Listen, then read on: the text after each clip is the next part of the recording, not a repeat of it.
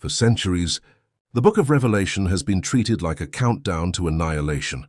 Fire, judgment, collapse, a final warning before everything ends. But what if we've been reading it wrong? What if Revelation was never meant to terrify humanity, but to prepare us? What if its violent imagery isn't a prophecy of destruction, but a coded blueprint for transformation? Tonight we step beyond fear, beyond apocalypse, and into a far more unsettling possibility. That the end times are not the end of the world, but the end of a version of humanity, rewriting the story of the end. Popular culture has trained us to see Revelation as doom. Movies show cities burning, preachers warn of punishment, news headlines echo collapse, climate disaster, technological disruption, political instability. Everything feels like proof that the world is falling apart. But ancient texts often speak in symbols, not timelines, in metaphors, not literal forecasts. Revelation was written in apocalyptic language, a genre designed to communicate hidden truths during times of crisis. Not to predict dates, but to describe patterns.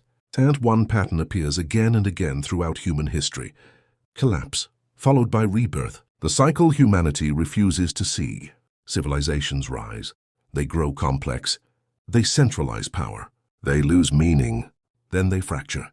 Rome, the Maya ancient Egypt. Empires don't fall suddenly and they rot slowly. Revelation doesn't describe something new. It describes something familiar. A system that becomes unsustainable. A culture disconnected from its values. A humanity overwhelmed by its own creations. The beasts, the plagues, the fires, they aren't monsters. They are consequences. The beast is a system, not a creature. The beast is often imagined as a singular evil force. But look closer. Herd controls commerce. It marks identity. It demands participation to survive. This doesn't sound like a monster. It sounds like a system where value replaces meaning, where efficiency replaces wisdom, where humans become numbers. Revelation isn't warning us about a demon. It's warning us about what happens when systems grow beyond human control. The fall is not punishment, it's reset. Here's the uncomfortable truth. Systems don't collapse because they're attacked. They collapse because they've outlived their purpose. Revelation describes collapse not as divine anger, but as inevitability. When imbalance reaches its limit, rebalancing begins. Not gently, not painlessly, but necessarily. This is not destruction. This is renewal. The new earth is not a place, it's a state. The new heaven and new earth isn't a destination. It's a transformation of consciousness, a humanity that no longer worships power, a society that no longer sacrifices meaning for control, a world rebuilt on awareness rather than dominance. Revelation ends not with annihilation, but with rebuilding, not escape, but integration. Why this matters now? Every generation believes it's living at the end, but maybe that's because every generation is not the end of existence, but the end of outdated ways of being. Artificial intelligence, climate instability, digital identity, mass surveillance, cultural fragmentation. These aren't signs of apocalypse.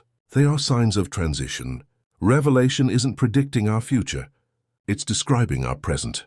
The hidden question Revelation asks us, not when will the world end, but what must end? For humanity to continue, what identities must dissolve? What systems must fall? What illusions must burn away? Because rebirth doesn't come without loss, and transformation never asks for permission. The message we were afraid to hear. Revelation isn't a threat. It's a mirror, and what it reflects is unsettling. That the collapse we fear is the renewal we resist. That the end we dread is the beginning we refuse to imagine. And that humanity's greatest challenge is not surviving the apocalypse, but evolving through it. Final thought. The question was never, will the world end? The real question is, who will we become after it does?